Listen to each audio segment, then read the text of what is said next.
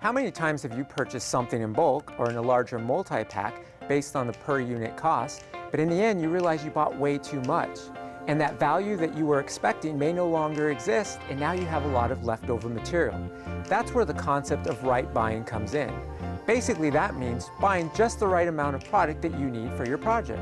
This is especially important when it comes to household hazardous materials such as paint, pesticides, tile grout, sealers, and any other hazardous items you may find in your home.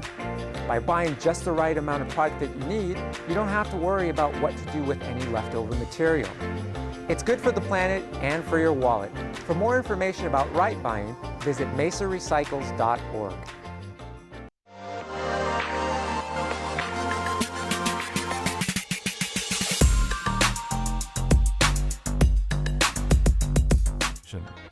The unit has a number of tools and methods for restoring serial numbers.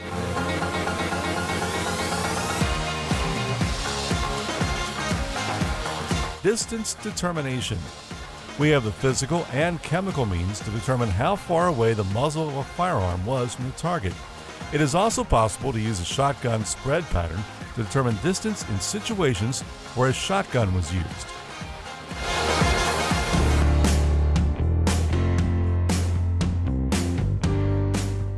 NIBIN test fire and NIBIN entry. This is a screening tool in which fired cartridge cases, both test fired and from the scene, are entered into a database and are searched against other cartridge cases previously entered from other agencies.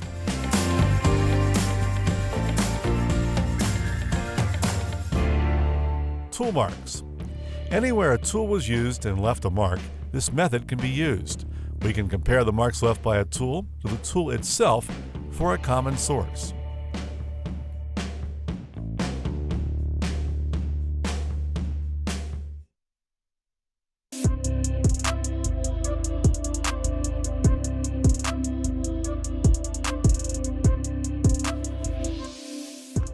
So what's going on here today is we've invited City of Mesa residents and SRP customers to come join us for an electric vehicle expo. We think that there's a lot of people who maybe don't understand that an electric vehicle is just like a regular car. It has the same acceleration, it has a smooth ride. The cost of electricity to charge a car is much less. But we want to increase the general awareness of our customers of electric vehicles, especially the models that are available. Salt River Project facilitated this event at Red Mountain Park, and there's owners of all of the electric vehicles on the market are here. How many people have an opportunity to drive an electrical vehicle? We are here in the city of Mesa giving our community a chance to take advantage of this great experience. 99% of Mesa are SRP customers, so the city of Mesa and SRP work together every day, on a variety of issues. So we have enjoy a very strong relationship and partnership with Salt River Project. I had the opportunity to drive this Jaguar electric vehicle. I find these totally amazing technology and the way they're built. Our partnership with SRP and the City of Mesa is important. Not only we collaborate on many different things, but I see tons of people here that are enjoying the opportunity to look at these vehicles that are important. And this was just a dream, and now it's a reality. Hi, I'm Lori, and I'm a mentor with the Mesa K Ready program. Our program helps you get your 4-year-old kindergarten ready. We look forward to working with you. We have lots of different resources to assist you, from use of a tablet with interactive educational games to open labs where your child can work on their skills necessary to start kindergarten. We look forward to working with you and your whole family in this next step in your education process. Hi everyone, Ranger Burton here with the City of Mesa Park Rangers. I'm going to go over a few how-tos, do's and don'ts within the City of Mesa in regards to our community fishing waters.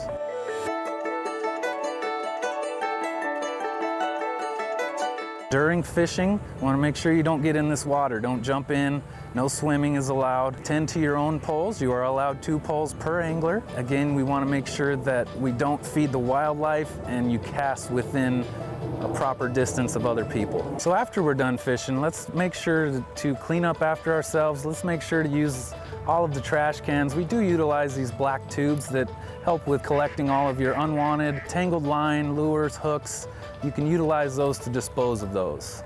Lastly, if we see any suspicious activity around the lakes, we want to go ahead and contact Arizona Game and Fish and report any suspicious activity. Remember guys, come out, have fun, enjoy our waters, be safe.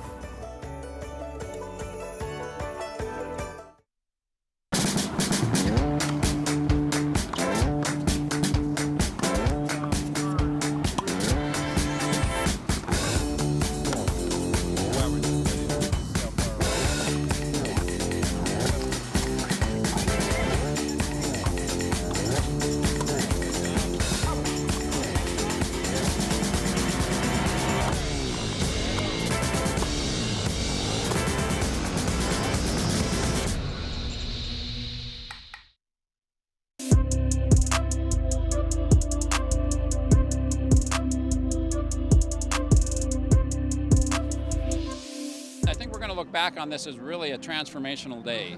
We broke ground today for the ASU facility that's going to be in downtown Mesa. We are so excited that ASU is coming. It's going to bring a lot of great, smart, hardworking people to our downtown on a daily basis. Can't be more excited though about the program specifically that they're bringing to Mesa. This is augmented reality, virtual reality, 3D design, the type of technology that every business in the world needs more of. So it's going to bring a lot of much needed attention, a lot of much needed activity and people to our downtown. And it's going to, the economic benefits of this though are going to be felt throughout Mesa and really throughout the valley. We've been working so long and so hard to make downtown really come together, and there's been so many parts that have been coming together.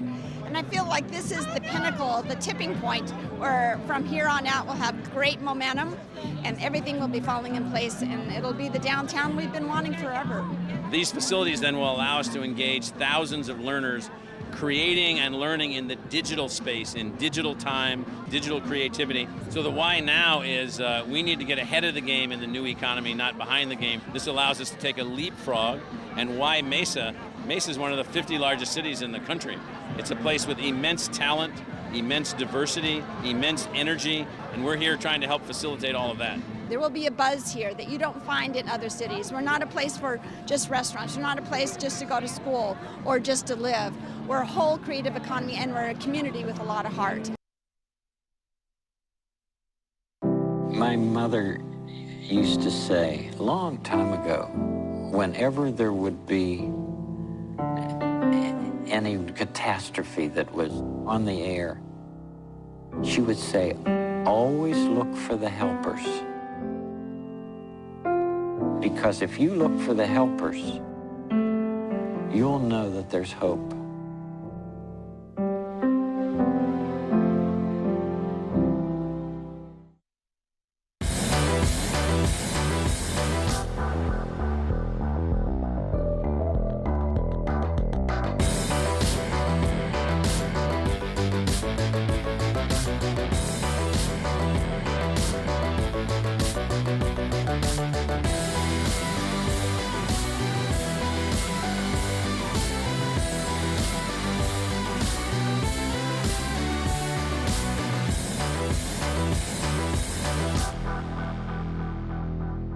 Play ball is great for both experienced kids or first-timers wanting to try new sports. Focuses on enjoyment and balance in sports. The goals are learning new skills, gaining self-confidence, and building a lifelong love of physical activity.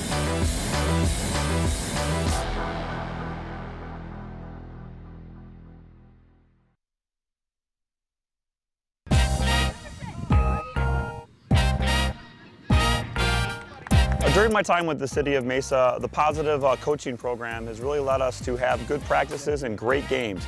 And the kids respect each other, the kids have a great time, and the coaches know how to lead the kids and have a good time and have a positive experience. After my first season, I got hooked. As the sport evolves, so do the kids, and I really like to see them from first practice to last game kind of grow. It's fun to watch them learn and grow from what you're teaching and just watch their progress. The culture and environment at the games are awesome. Everyone's very positive and cheering each other on. It creates for a real good environment because we got to know that we're here for the kids. Being a coach in City of Mesa is an incredible opportunity. because not only do they offer us top-of-the-line practice facilities, they provide training for the refs, training for the coach, to give us all the resources we need, and at any time to call and to talk with them if we're struggling with a parent, if we're struggling with an idea. That helps me become a better coach, hopefully teach these kids the game the right way. Those kids, maybe 20 years from now, they're going to come back and coach. They're going to be positive influences in the community, and the wins really didn't matter. It's being positive and providing them structure as they pick a lifetime sport.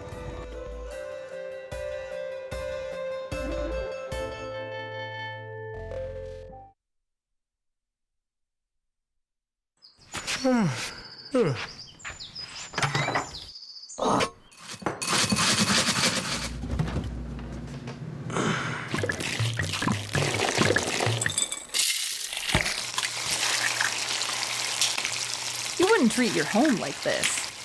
But when you throw junk out of your car, that's exactly what you're doing.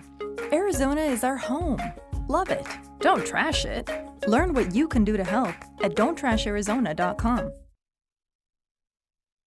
Because of you, I feel not alone in this world. And you let me know that it only takes one person to make you feel wanted.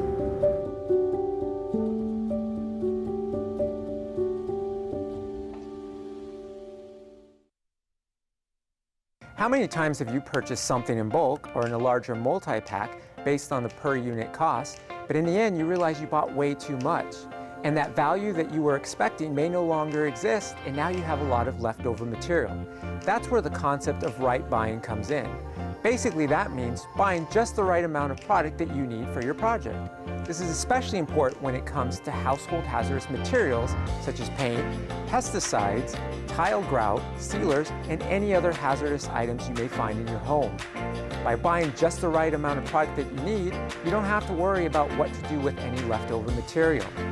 It's good for the planet and for your wallet. For more information about right buying, visit mesarecycles.org. What do you do if somebody has a heart attack?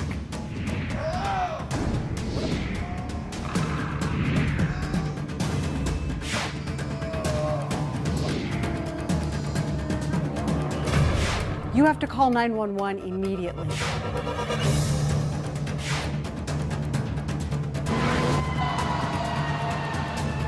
While you wait, you need to start hands-only CPR. Make sure he's on a hard, flat surface. Check for breathing. He's not breathing. Find the center of his chest. Put the heel of one hand on the center of the chest. Interlace your fingers. Lock your elbows. Push down hard and fast. Make sure you push down at least 2 inches. Hello, Mesa Fire and Medical. Right here! The Mesa Fire and Medical Department's goal is to be at your door in 4 minutes or less to help with your medical emergency. IV established, epi on board. Shocking, I'm clear, everybody clear. 1, 2, 3, shocking now. Check the rhythm, and no missing his. Patient has a normal sinus rhythm. We're going to take him to the hospital. He's going to be okay. Your Mesa Fire and Medical Department paramedics are here for your emergency.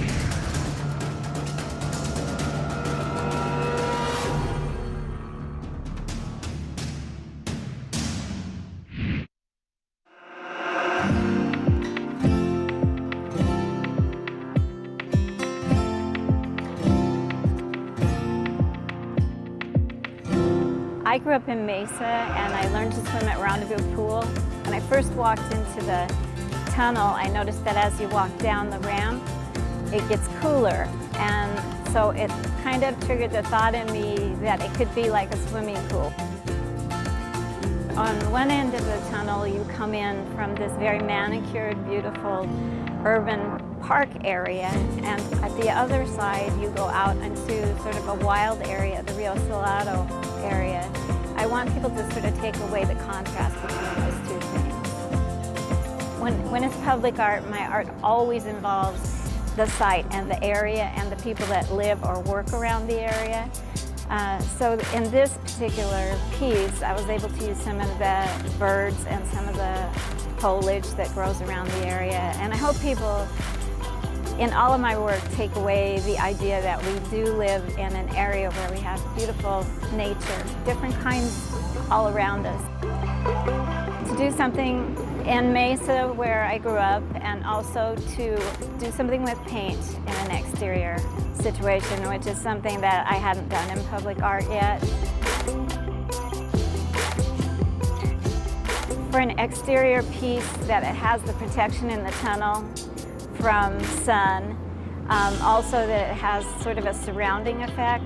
It can be on both sides of you, and for me that was unusual.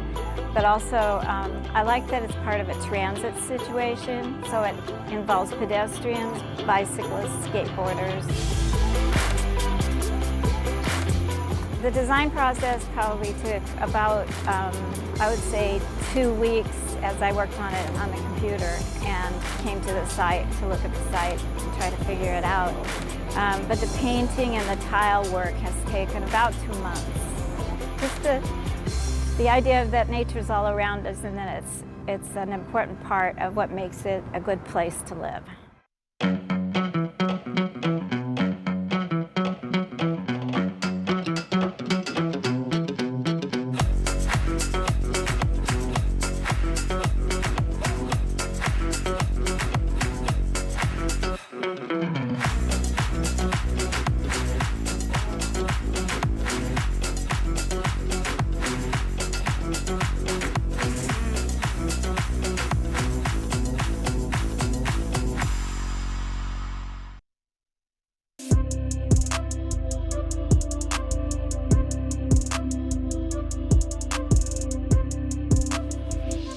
Our Mesa Express Library, during the monsoon season, the landlord was working on the roof. In the interim, they had covered the roof with a tarp, and during the monsoons, one evening the tarp blew off, and the rain that followed basically drenched our Express Library.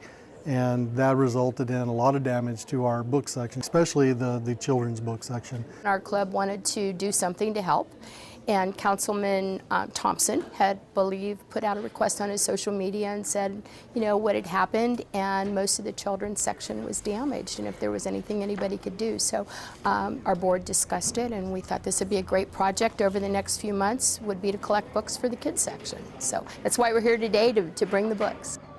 The Express Library closed that day. We cleaned everything out. It is still closed.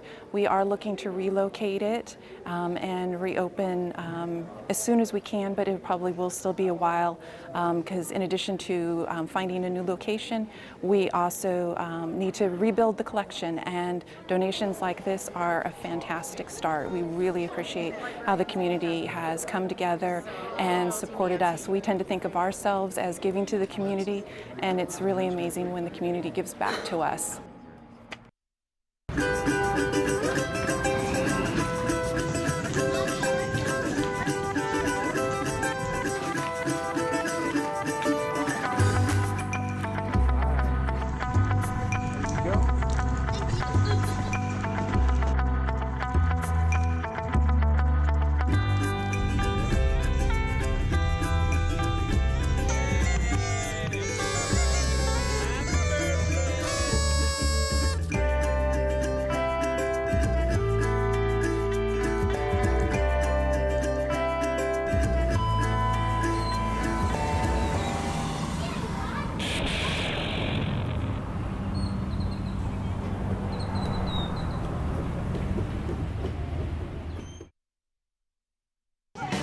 Before heading out for some fun at one of Mesa's many playgrounds, remember these 5 simple tips to play it safe.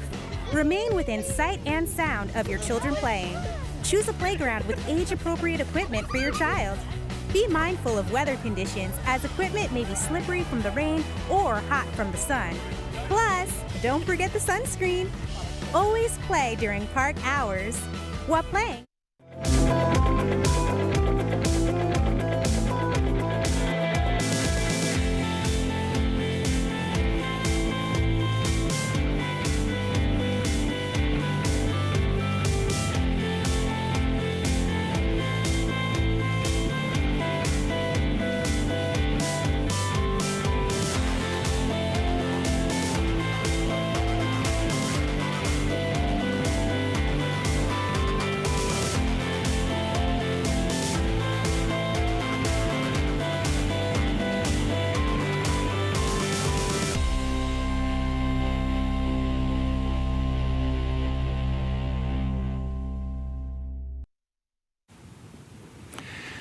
Good afternoon, everyone. We'd like to welcome you to this City of Mesa Coronavirus Response Summit. This afternoon we'll be talking about one of the most important issues in our community, which is education and how it's been impacted by our response to the pandemic. I'm very honored to have really the leaders in our community on this topic available to answer your questions and to provide updates on what we all need to be doing as parents and as supporters of education in our community to help our students and our young people at this period of time. If you don't mind, I'm going to begin our broadcast today with just a short recap of how we're doing as a community in responding to the virus. We've been trying to do our best to push information out so that you are not lacking any facts or any knowledge as to what is going on in our community. And I would encourage you to continue, if you haven't, to please start tuning into our Mesa City Council meetings. We've added additional meetings now. We're meeting Tuesday afternoons, Thursday mornings, and then the first and third Monday nights. And the bulk of our conversations in those meetings does revolve around the coronavirus response. Some news to share with you. I think everyone is familiar with the federal legislation called the CARES Act, the Coronavirus Response Act. Because Mesa is a large city, we receive funding directly from the federal government with regard to a lot of the virus response efforts that we're engaged in. And so to be compliant with that legislation, we have created a Mesa Care program. And it's staffed in large part with a lot of the city employees that have been manning our facilities, some of which that are closed now, including the library. And there's a new telephone number, and I'd encourage you to remember this. And if you have any coronavirus-related questions, this is a great resource for you. And again, this is specific to the city of Mesa, so it's local information. The telephone number is 480-644, and then the word CARE, C-A-R-E. So 644 is the traditional City of Mesa government prefix, and then the word CARE, C-A-R-E. So please make a note of that, and please reach out to the city if you have questions or concerns related to the coronavirus. Also, we have been talking at the city level a great deal about the closure of our facilities and programs. We are not unaware of the significant impact the closure of facilities like our art center and our swimming pools and our libraries has on families and individuals in our community. We don't underestimate that at all, and we are very anxious for these facilities to come back online as soon as is possible. Due to public health concerns, it is necessary for a time for us to lose these very valuable resources in our community, but I know that I speak for our entire City Council when I tell you that it's a high priority for us to open these facilities and these programs again as soon as it is safe to do so. Also, we've been talking in our City Council meeting today and for the past week about the budgetary impacts that this pandemic is going to have on our community.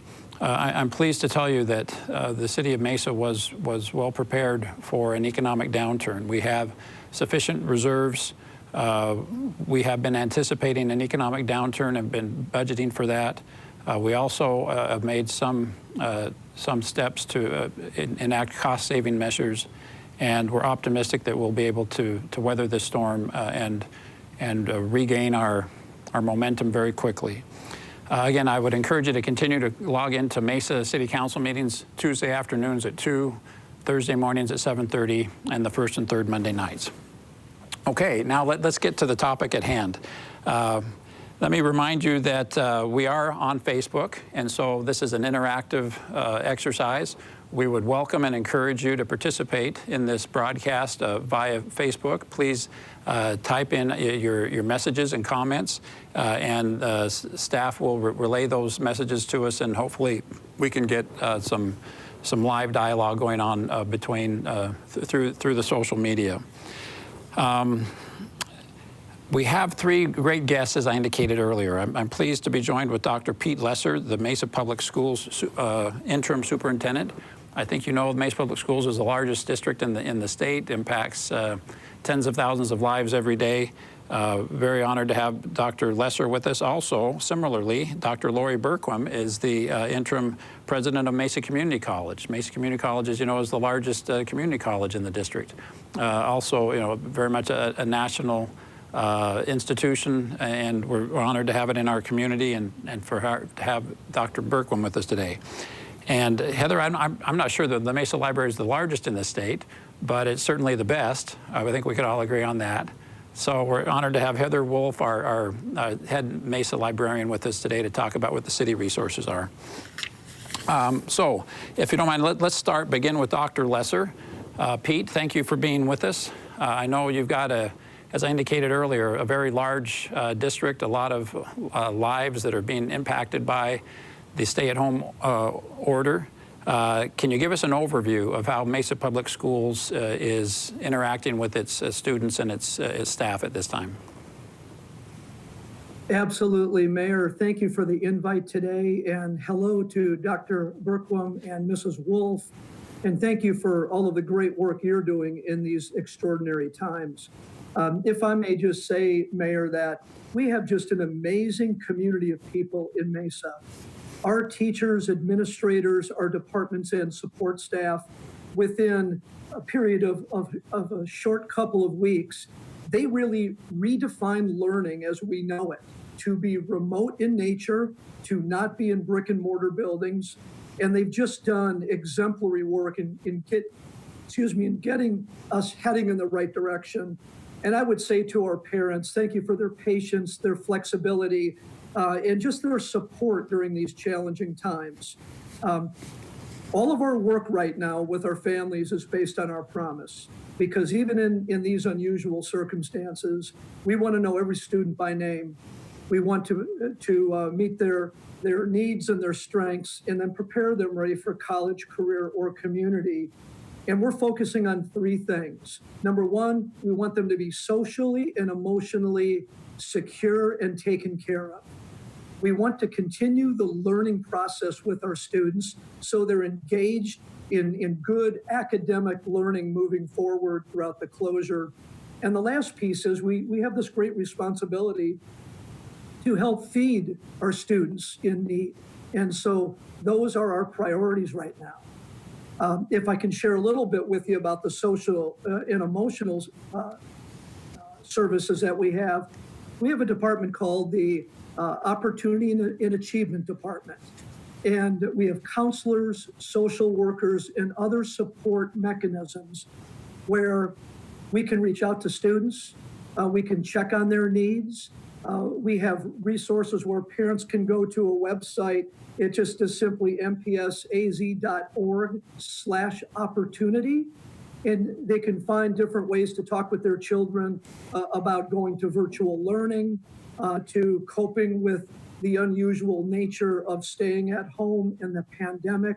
And that's very helpful. And we've got other special education teachers and teachers doing that same kind of work with our students to make sure that we're connected, that they know we care, and that together we're going to manage this crisis and come out the other side stronger, healthier, and more unified in the work that we do. So that's probably a number one priority, that kids are taken care of. If I may, move on to the next piece there, is that we really want to move into how our teachers prepared to do this teaching and learning in a very different way than we've done it in the past. And so we've spent a considerable amount of time training, preparing, putting the right tools in teachers' hands to make progress in remote learning. Now, we are not perfect. We are learning as students and parents are as well. But my promise to our community is that every day we look to get a little bit better at the work that we do. So we provide just the exceptional resources that our community expects. And really the last thing, the important thing maybe that you asked about, Mayor, is that we're implementing what we call now remote learning. And we launched that on March 30th with our high schools, and then on April 6th with our pre-K through 8. And remote learning comes in a few different shapes and sizes. At the high school, we're in a one-to-one environment. So every student has access to a device and potentially the internet. And we work through the remote learning in a learning management system called Canvas. And our teachers have been, intensely after that teaching and learning in the Canvas online environment. But we know that maybe kids don't have access to some of those things all of the time. And so part of the remote learning is that we are making copies of materials as well and mailing those items home to students so they can continue to engage in the learning process. And all of those resources, which are unbelievable amount of resources at our teaching and learning department, they are located at mpsaz.org/TL for teaching and learning. We have home resources for parents, and we have all of those resources assigned to grades and content areas. Now, I think it's essential that as we prioritize seniors and then kids in AP, IB, and dual enrollment, and then students in grades 9 through 11, then we get down to pre-K through 8. And we're in the spot right now where we just launched our remote learning with pre-K through 8. Some of that is online if students have devices and access to a safe internet connection. And you're probably seeing us do more making copies of the learning materials and sending those out to families. So we are in full operation of what we call remote learning. I think we're getting better at it each day. Some of our families are asking, are you going to get the one-to-one trickling down to lower grades in pre-K through 8? And the families will probably see us begin to distribute devices to those families in need at 7th and 8th grade. But we've been working on a safe way to distribute these devices so we keep students and staff safe. So that's a little bit of a nutshell about the teaching and learning part. Thanks. That's a great report, Pete. It seems like in a traditional student-teacher environment, the teacher has the advantage of being able to lay eyes on a student every day, and they can tell if the student is checked out or participating or whatnot. It seems a little bit more of a challenge to do that remotely, and we're going to need to engage parents as teaching assistants, maybe to a larger extent than you do in the traditional environment. What's the best way for a parent to interact with the faculty and the administration at Mesa Public Schools?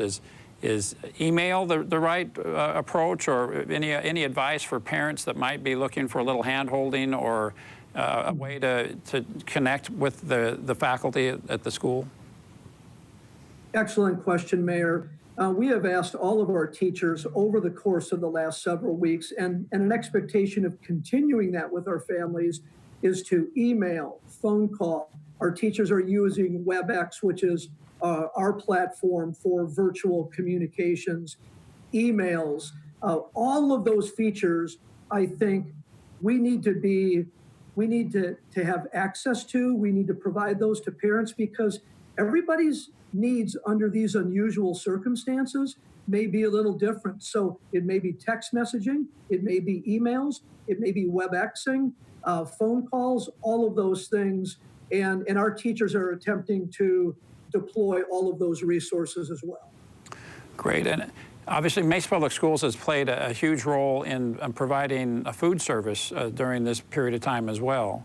I know you've had all of your, to this point, all of your elementary schools have been providing breakfast and lunch for anyone under 18 years old that shows up. I know you're making some adjustments to that program. Can you help share those changes with us, please? Absolutely. First of all, Mayor, I would like to say that our food and nutrition department, they have been heroes regarding this effort. They have a passion for feeding our students. They've made it a priority. We dove right into the deep end when this closure started, and we served meals at every one of our elementary schools, probably for the first 3 weeks. And we served meals every day. Food and nutrition was out there, district security, principals, and really working as a team to do that.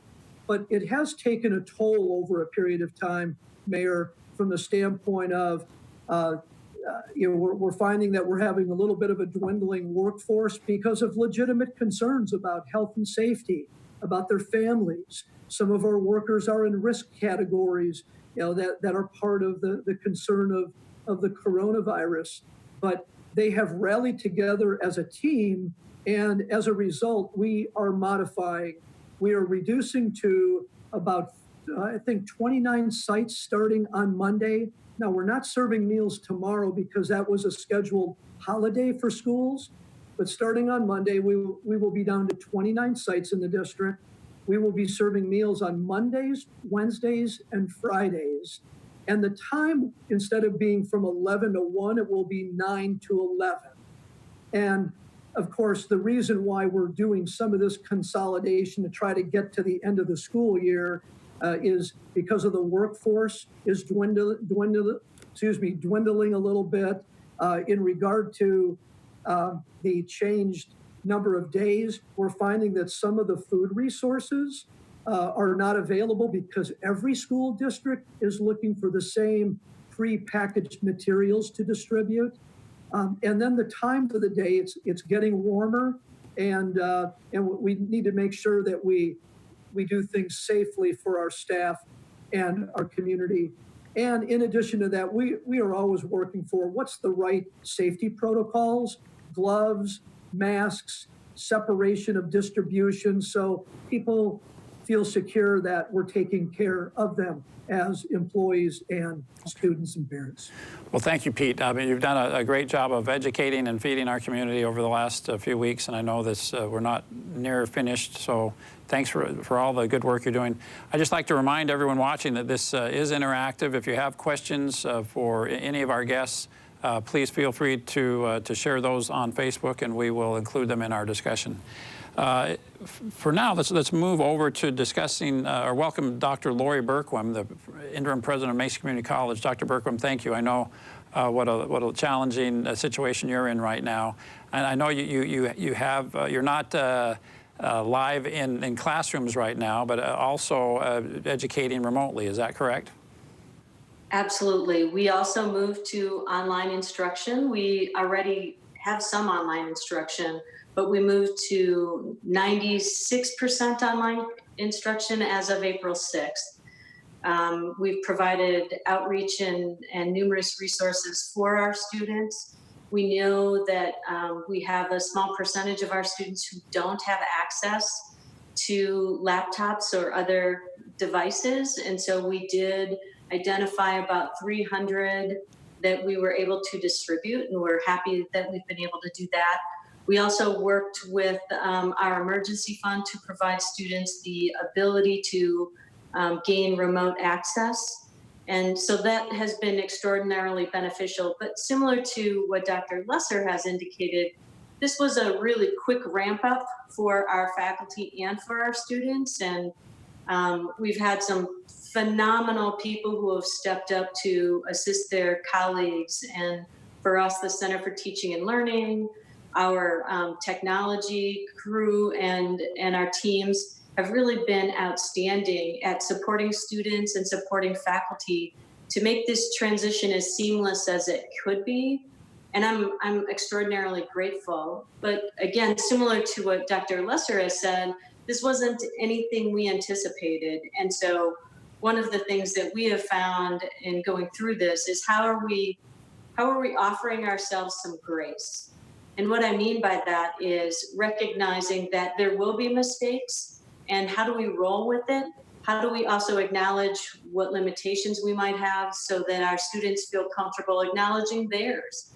I had an email from a faculty member who said, I sent out this email to my students saying I never thought I would teach online. I'm a paper and pencil person, but we're teaching online. We're going to get through this together, and shared a few points for the students. This is going to be trial and error. We have to laugh. We have to acknowledge that there are horrible things happening, and each of us carries with us things that we don't share with each other all the time. And so how are we also operating with compassion?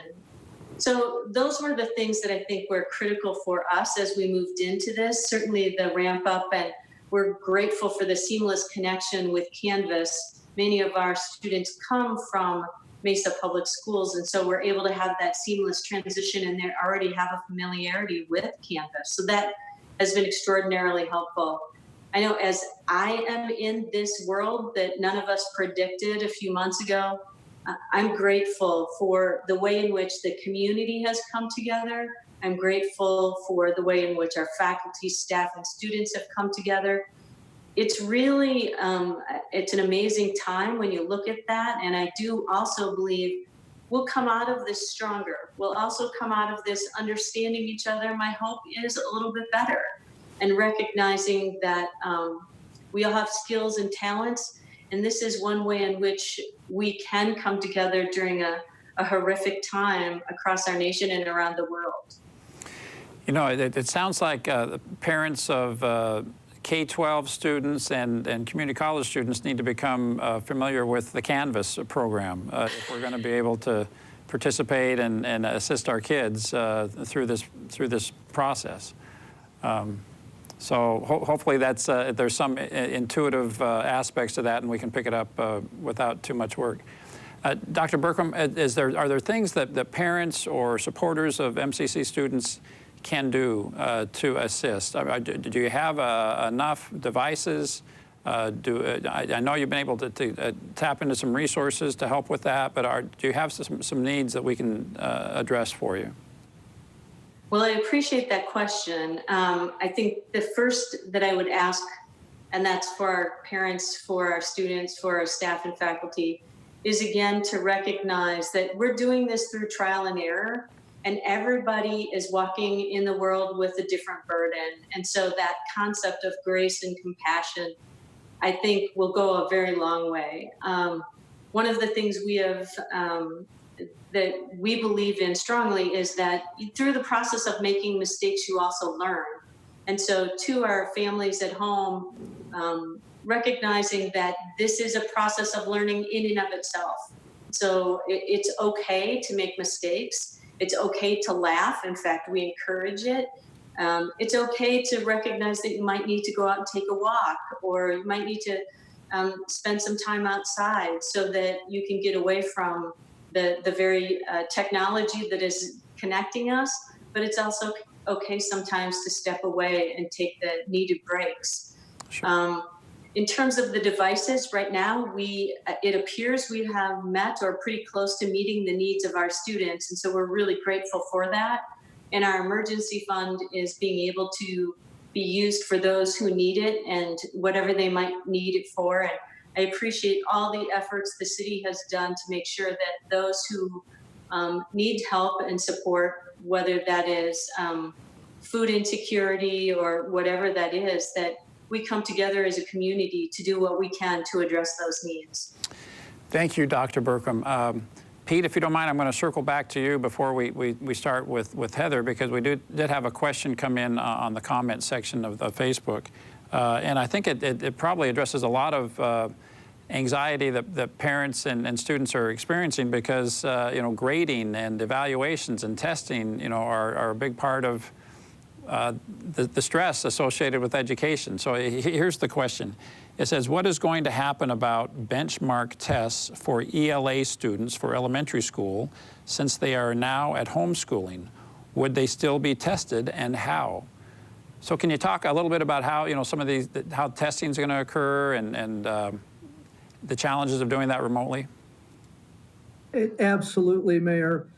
As Dr. Burkham had said, we need to understand that these are unusual and different times. And everybody has a different circumstance that we may not know about. So we need to be thoughtful and sensitive and open and flexible about how this work goes, because there will be families that are losing jobs, or brothers and sisters that are watching each other, or maybe one computer and 3 siblings where they need to have access.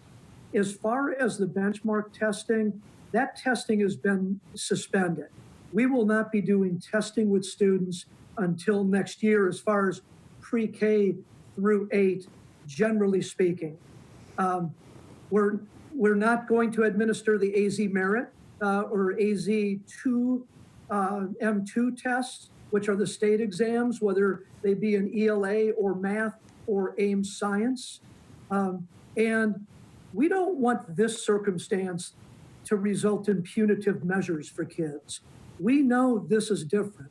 We know that we're learning together.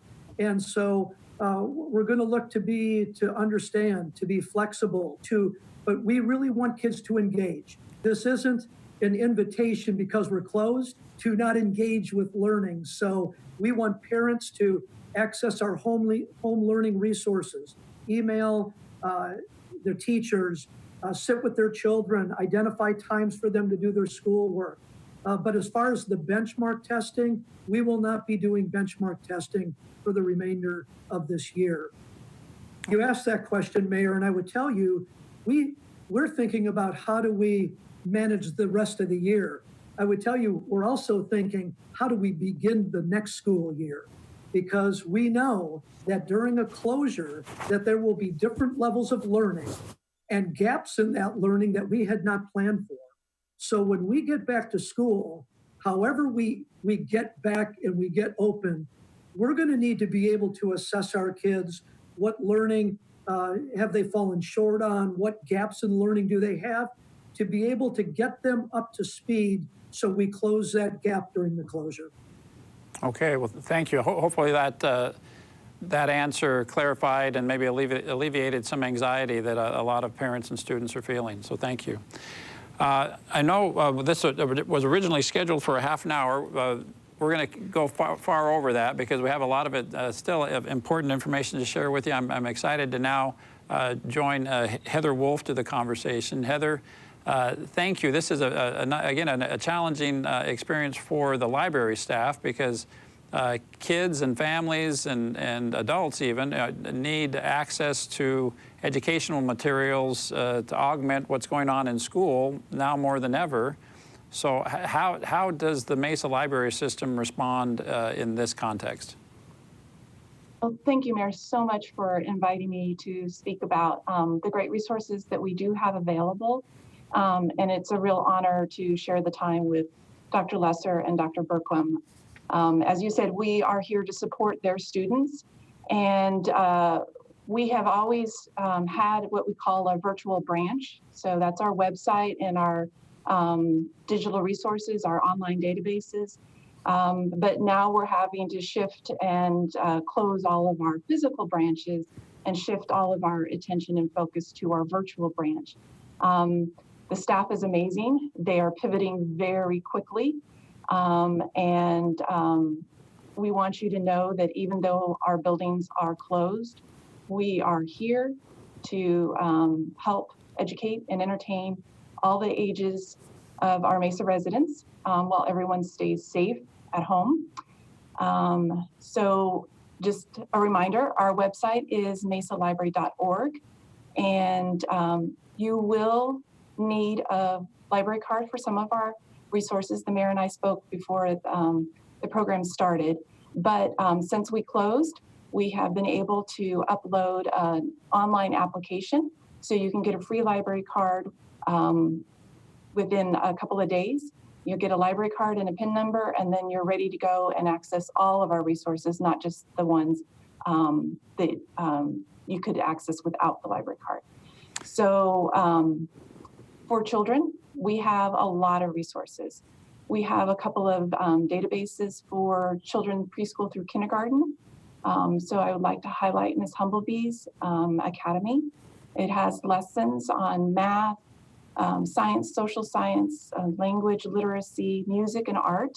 And they're very short, they're interactive. So it's a good way for children who are preschool and kindergarten to work on those kindergarten skills. For our children ages K through 6, we also have something called Tumble Books. And Tumble Books includes animated talking picture books for children who are learning to read, read-along chapter books for children who are a little bit further along. We have National Geographic videos, nonfiction books, as well as books in Spanish and French for children who are learning another language. There are over 1,100 titles in Tumble Books, They do include graphic novels for our students who love those. And many of the titles for parents who are looking for age-appropriate books, many of the titles do have information about the AR level, the Lexile level, those sorts of things that maybe their teachers have talked to the students about to help them identify what's appropriate for them. You will see those on Tumble Books as well. So parents can rest assured that their children are going to find titles that are going to help supplement whatever they're doing in school. Also, our amazing librarians have been doing mini lessons. So in addition to the online databases, under the resources for children, you will see at-home activities for children. And these are basically little mini lessons to help parents explore different topics with their kids. And it's really preschool through second grade for the levels of reading and activities. So each mini lesson has links to books, songs. There are activities with clear directions. If you need to print out a worksheet, that's available as well. And sometimes there are how-to videos. So our librarians have tried to make it as easy as possible for parents who are not used to kind of structuring a curriculum to do that at home and participate with their children in learning. And then finally, I want to remind everyone, we need to keep our minds active, and reading is great exercise.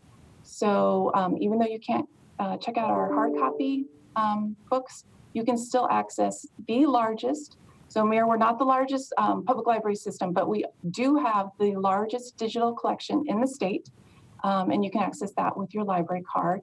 So you can download books, audiobooks, magazines, music, and video 24 hours a day, 7 days a week. And I want to reassure the parents out there that there are many juvenile and young adult book titles available through the digital collection. Well, so we got bragging rights. We got the three biggest systems then in the state right here in Mesa. So that we're proud of you, Heather. Thanks for allowing us to brag about you. So hopefully a lot of the resources that you just mentioned are well known and good friends to the families in our community. But I'm glad of what you led with, which is that if right now the Mesa library system is a stranger to the families in our community, that's easily cured. They can go online, get a library card remotely, and start accessing all the things that you just described. Correct? That is correct. Okay. Yep. And a lot of these resources that you've talked about, the Mrs. Humblebees, for example, is part of the Mesa K-Ready program. This might be a great opportunity for kids that maybe don't have an academic experience traditionally to spend some time getting ready to go to school next year as well. Correct. You know, with everybody at home, it's important to keep everybody busy, right. As we all know. Well, thank you, Heather. Hopefully we take full advantage of all the resources that the city has and the library system has. We've had, again, some great comments and some great questions that have come in.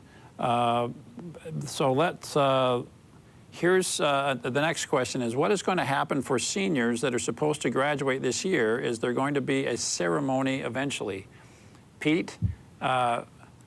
High school graduation ceremony, that's a memorable thing. Are we just not having them? Well, we anticipate that we're going to be closed, whether it be our buildings and activities through the remainder of the year. So that's what we've shared with our families and our teachers, that the schools are closed through the remainder of the year, and we will not have any school activities during that time. But I will tell you this, that our leaders, along with our high school principals, know how important these types of things are to students. And they are working on possibilities, plans.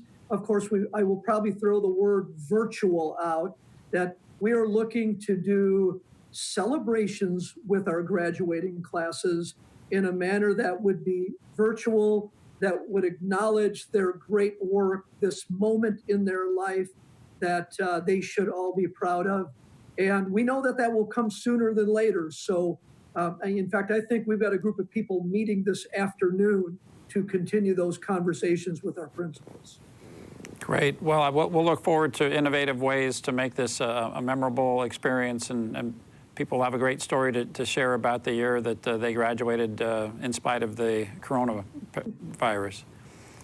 Let me kind of wrap things up by just reminding the parents and those who are watching today that I think we need to understand the significance of the times that we're in and the challenges that we're facing. This is not just a switch to homeschooling. This is a switch to crisis schooling, which is different and which is stressful. I think we can't downplay the stress that our children and the adults in the home are experiencing. This is not like summer vacation or October break. The access to the social and emotional and physical benefits of interacting with your peers and with people outside of your home, that's a traumatic loss for all of us, but maybe felt particularly by the young people in our homes.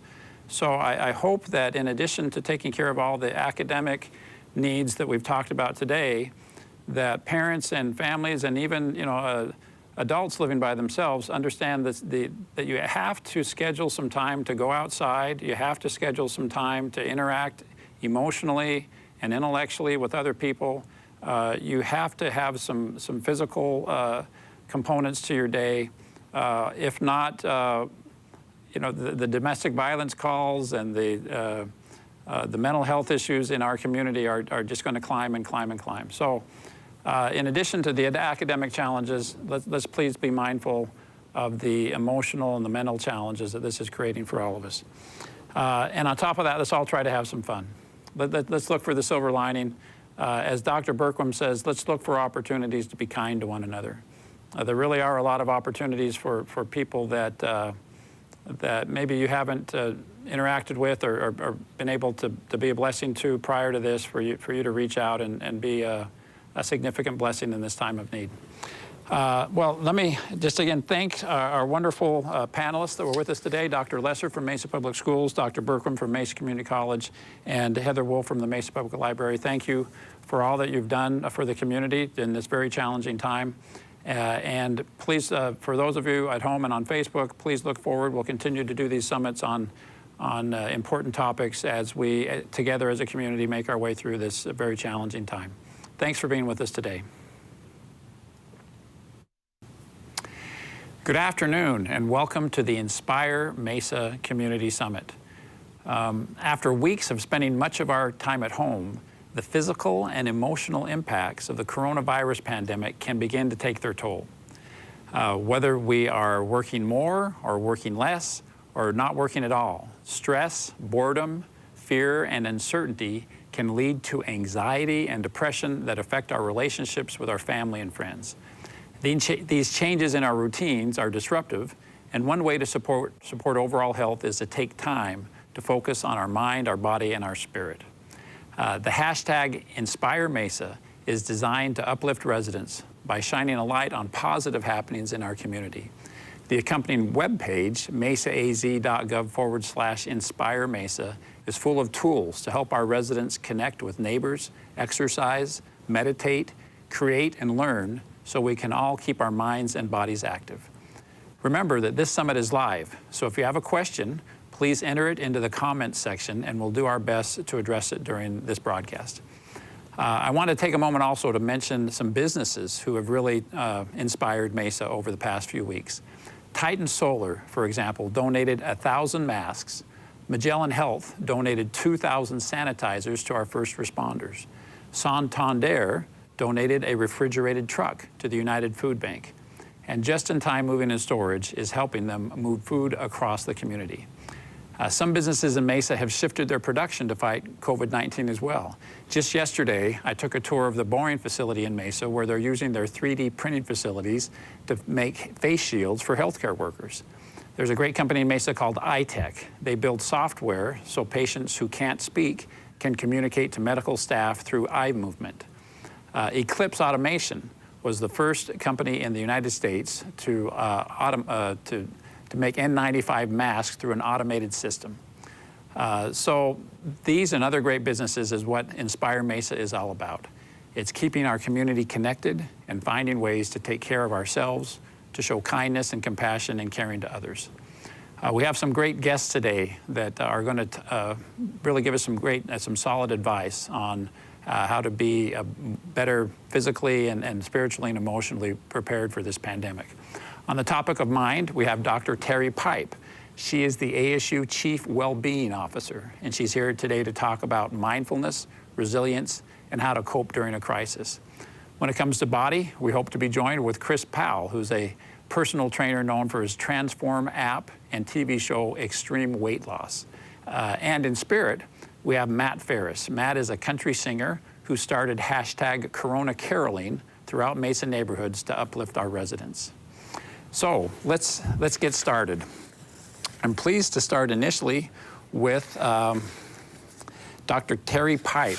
Terry, I love your job title. I think every organization and really every family ought to have a Chief Wellbeing Officer. What a great job. Thank you for being here.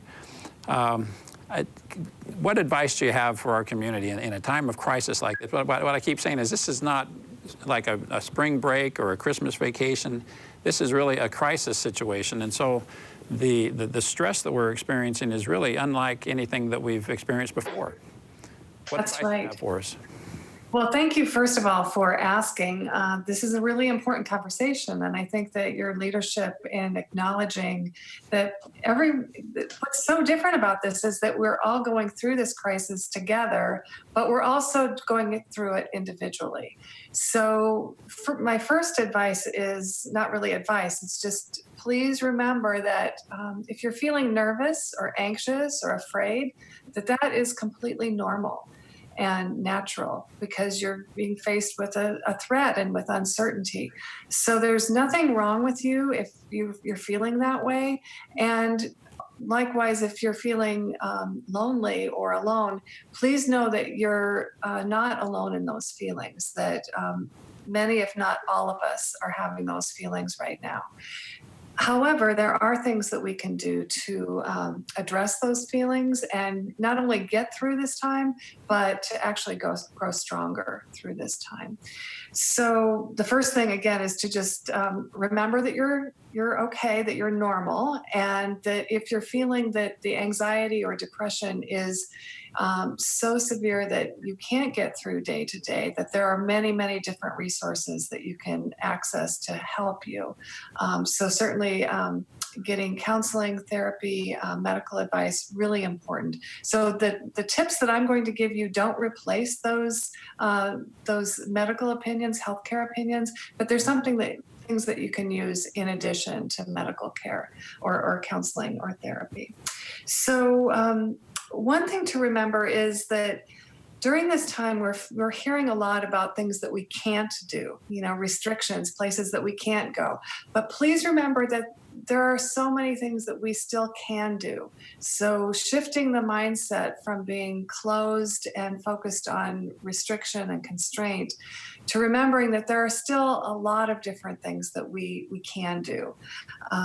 So one thing is focusing on the present and focusing in a way that is factual and it doesn't add story or bring in baggage from the past or fears of the future, but just noticing how you are right here and right now. We also often use the breath as an anchor. So when you breathe in, and you might just want to do it with me now, just take a deep breath in. You really activate and engage part of your nervous system that is attentive and can bring you refreshment. And when you exhale, just let go. It's very relaxing. So just being able to ride the wave of your breath as it happens to you and bringing awareness to the breath can be very calming and very centering and brings sort of a better sense of the ability to problem solve, to make decisions, and to bring your best self forward in this time when you will probably be called upon to make important decisions. So another thing is that even though we're asked to be physically distant from each other right now, it's really very important. That doesn't mean to socially disconnect. We can absolutely be in contact with friends and family that means so much to us. And, going through and thinking about people that might be feeling alone or lonely right now, it's a really good time to reach out to them. One thing that we think about in terms of resilience is, when I say resilience, I mean not just the ability to bounce back from adversity, but actually the chance to get better and stronger through adversity.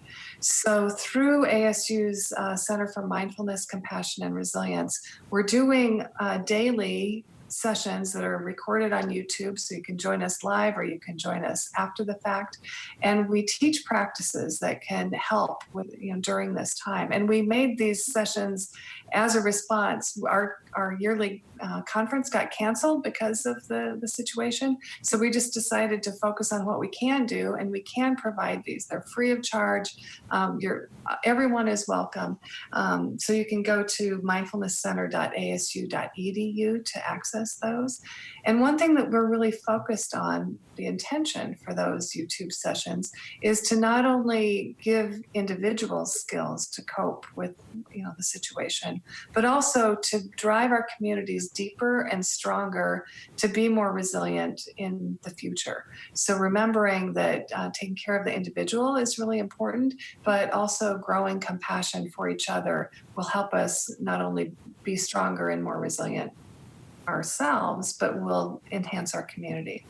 So with that, I'll turn it back over to you, and you're welcome to ask questions, or we'll just go through the speaker panel. You bet. Thank you. We'll look for anyone to log on and ask a question. But Terry, I have a question for you. I think there are a lot of people that are great at asking for help, or for understanding their own limitations and knowing when they need to reach out and engage, in getting some help. There are others of us that feel like we have the world on our shoulders and it's up to us to solve the world's problems. And if we reach out for help or acknowledge that we need to take a moment to sharpen the saw, that's some sort of a weakness on our part. I think, would it be fair to say that really everybody, even if you think that you're, emotionally, mentally tough, everyone needs to realize that this is taking a toll on them, and they need to do some of the breathing exercises, some of the meditation, the things you've talked about. It's not just for people who are good at acknowledging that they need some help. That's absolutely right. You said it so well, I don't know that I can really add to what you said, except to say that every single one of us is going through this, and that often stress will sneak up on us if we don't address it, proactively and in a preventive manner. And it sneaks up on us physically, but also emotionally. And you might notice, getting aggravated with things that don't normally aggravate you, or speaking in a way that isn't really representative of how you want to be listened to. So all of those and more can be signs of stress. But to your point, it's so much better to take care of ourselves before we feel the ramifications of all the chronicness of the stress, and do it in the moment proactively. So thank you. It's a great perspective. There's an app on my watch and my phone, a breathing exercise that I've kind of gotten addicted to, and I noticed that it really does help. You talked about breathing exercises a little bit earlier. And you also mentioned the website that the ASU has with some of these tools on it. I think we've also posted some of your tools on the /Inspire Mesa website as well. So are you familiar with what we're borrowing from you on the Inspire Mesa site?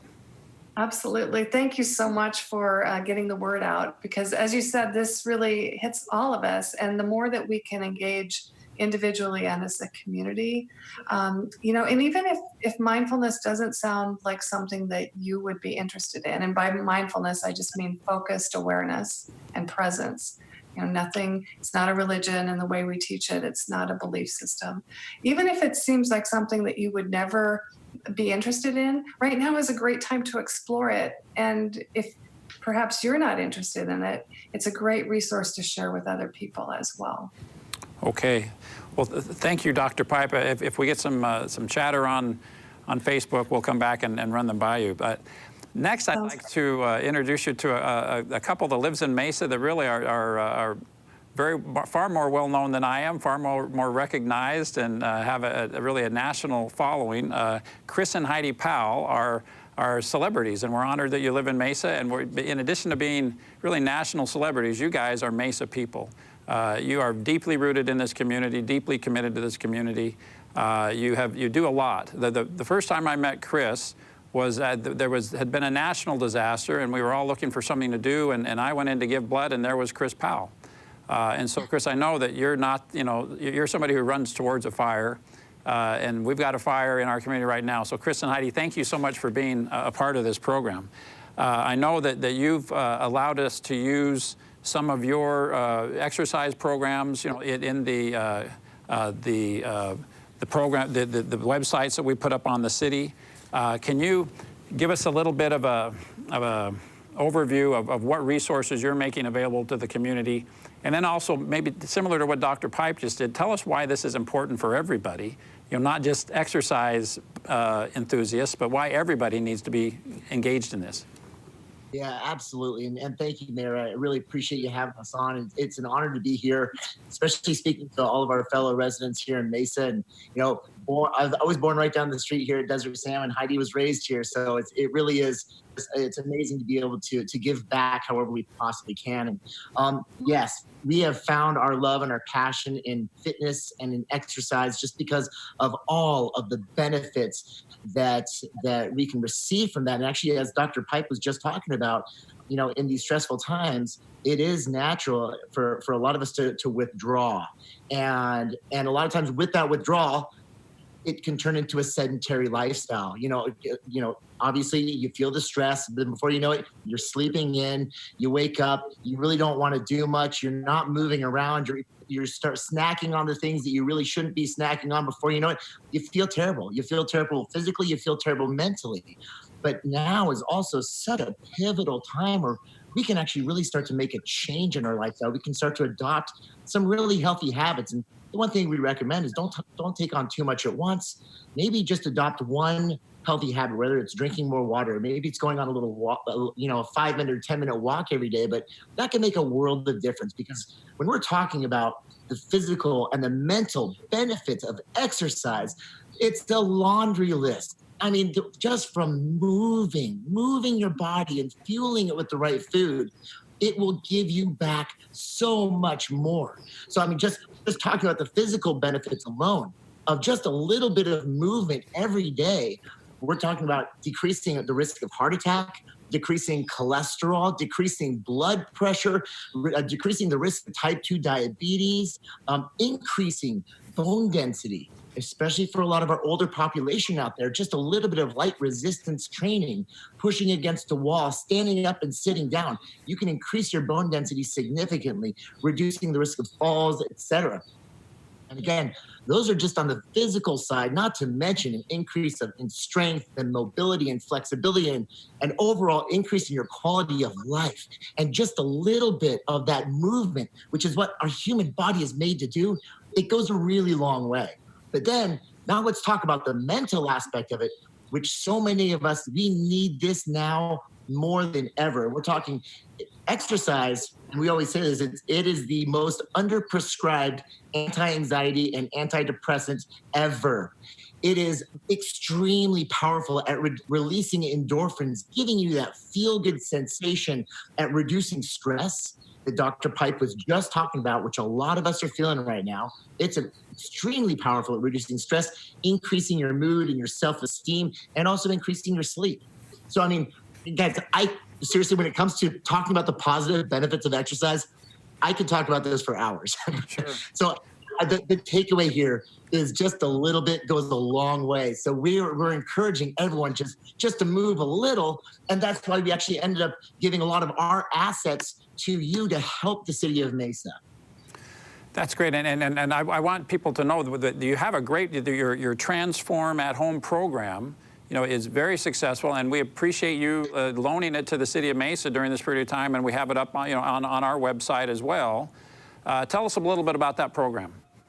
Yeah, so our Transform at Home program it's funny because we created this, I should say it's ironic, we created it long before we realized the need that the world was going to have for it. It's 28 days where we work out with you all 28 days. I mean, we actually have a prescribed plan for you. It's very easy. It's created for people, beginner, all the way up to advanced. So you can make it as difficult or as easy and modifiable as you need to. So if you're just starting out for the first time and you're just trying to get some kind of physical activity in, we include all of the different modifications for people that are sedentary on the couch to an elite athlete. So you can make it work for you. Not only do we have the exercise, the guidance on the exercise, and we walk you through all of that, but we also have a really great nutrition plan in there, very easy to follow. And Chris talked about